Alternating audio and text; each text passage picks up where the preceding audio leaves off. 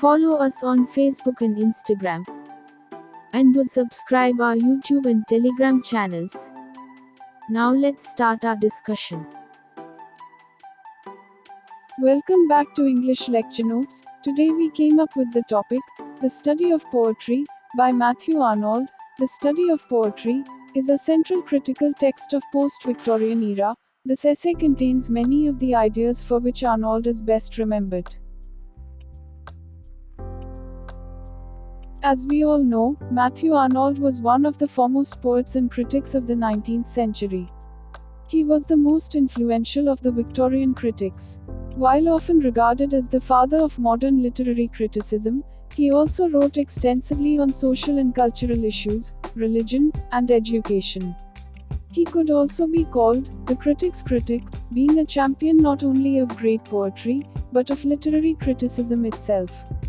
T.S. Eliot praised Arnold's objective approach to critical evaluation, especially his comparison and analysis.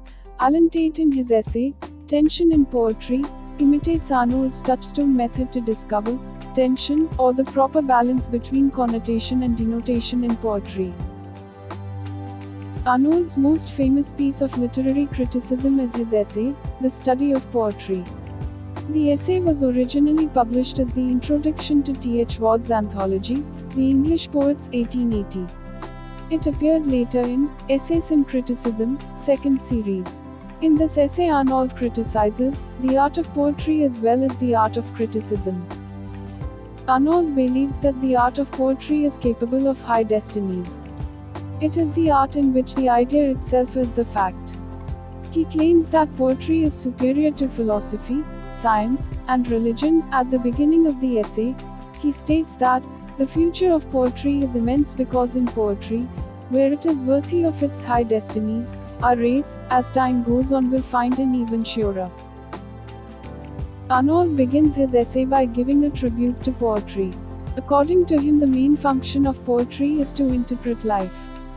Without poetry, science becomes incomplete. The strongest part of our religion is its unconscious poetry. Arnold agrees with Wordsworth with his quotes, "Poetry is the impassioned expression which is in the countenance of all science." According to him, religion and philosophy will be replaced by poetry. He says that poetry can provide self-assurance and nourishment to mankind. According to him, the most powerful criticism of life can be found in the most excellent poetry.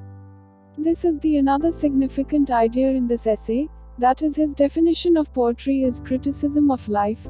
He says that we should understand the worth of poetry, as it is poetry that shows us a mirror of life.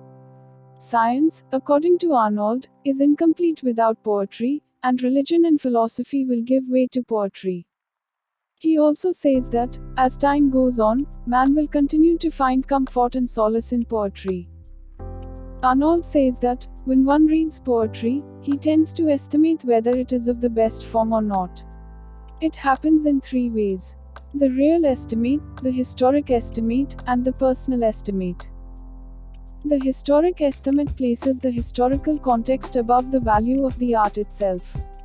The personal estimate, on the other hand, depends on the personal taste, the likes and dislikes of the reader, which affects his judgment of poetry. Arnold says that both these estimates tend to be fallacious. At the same time, real estimate refers to that estimate that would help us to understand and appreciate a good poem. It would help us to understand a poet and his poems. Matthew Arnold also mentioned that not all works of a good poet are of greater value. In this regard, he said that all the works of Shakespeare are not equally good. He has both good writings and bad writings. So real estimate is a very important matter, for it helps us to differentiate good poems from bad poems. The real estimate is often surpassed by the historic and personal estimate. The historic estimate places the historical context above the value of the art itself. While reading the history of literature, we would often come across poets who were quite famous in their lifetimes. Everybody liked them and appreciated their work, but that poet was not so talented, and he did not compose great poems. However, due to his fame, we often read his poems and think that he is a great poet. The personal estimate, on the other hand, depends on the personal taste, the likes and dislikes of the reader, which affects his judgment of poetry.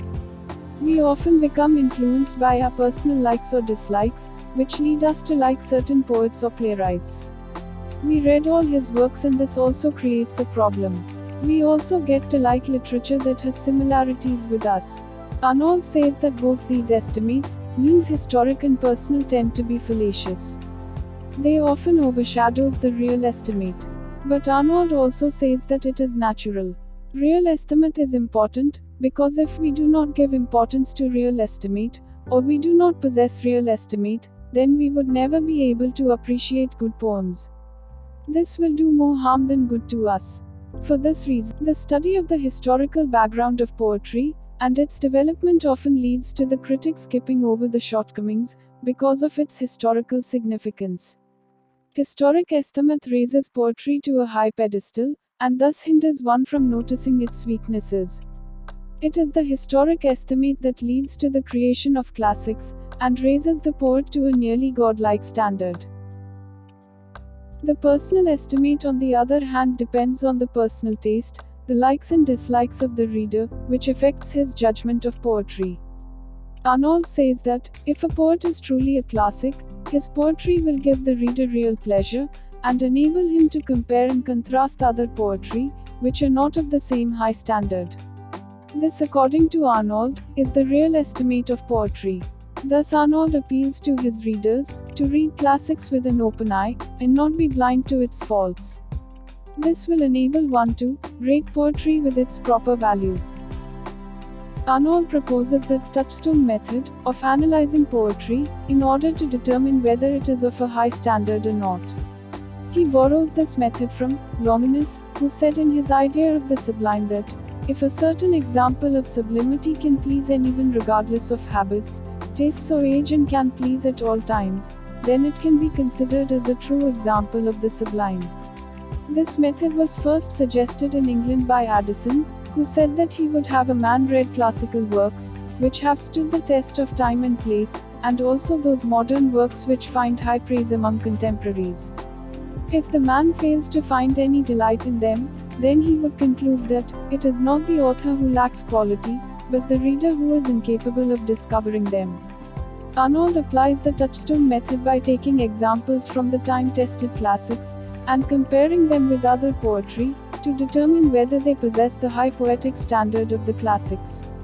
He says that the poems need not resemble or possess any similarity to the touchstones. Once the critic has lodged the touchstones in his mind, in order to detect the possession of high poetic quality, he will have the tact of finding it in other poetry that he compares to the touchstones.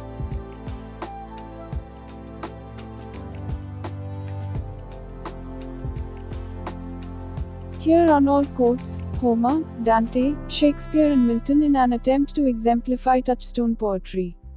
He says that the examples he has quoted are very dissimilar to one another, but they all possess a high poetic quality. Arnold then speaks about French poetry, which had a tremendous influence on the poetry of England. He differentiates between the poetry of northern France and the poetry of southern France. The poetry of southern France influenced Italian literature. Next, Arnold speaks about Chaucer, who was much influenced by French and Italian poetry. Arnold says that Chaucer's poetic importance is a result of the real estimate, and not the historic estimate. The superiority of Chaucer's verse lies both in his subject matter and his style. He writes about human life and nature as he sees it. Arnold speaks highly of Chaucer's diction and calls it liquid diction, to emphasize the fluidity in the manner of Chaucer's writing, which he considers to be an irresistible virtue. Arnold, however, says that Chaucer is not a classic. He compares Chaucer to Dante, and points out that Chaucer lacks the high seriousness of the classics, thereby depriving him of the high honor. Next, Arnold mentions Milton and Shakespeare and credits them as classics, and moves on to speak about Dryden and Pope. According to the historic estimate, Dryden and Pope are no doubt great poets of the 18th century. Arnold observes that Dryden and Pope were better prose writers than poets. The Restoration period faced the necessity of a fit prose, with proper imaginative quality, and this is what Dryden and Pope provided. Arnold therefore concludes that they are classics, not of poetry but of prose. Then Arnold moves on to speak about Byron, Shelley and Wordsworth, but does not pass any judgment on their poetry. Arnold believes that his estimate of these poets will be influenced by his personal passion, as they are closer to his age than the classics, and also because their writings are of a more personal nature. Arnold concludes the essay by pointing out that one is on dangerous ground when one approaches the poetry of poets who are near to one in time, because the personal estimate is bound to influence one's clear judgment. But it is possible to overcome this danger by using the Touchstone Method. The real estimate would benefit the best in the classics in poetry. Arnold's chief merit as a critic lies in the fact that he did not merely criticize a book or a poet, but he taught others how to criticize them.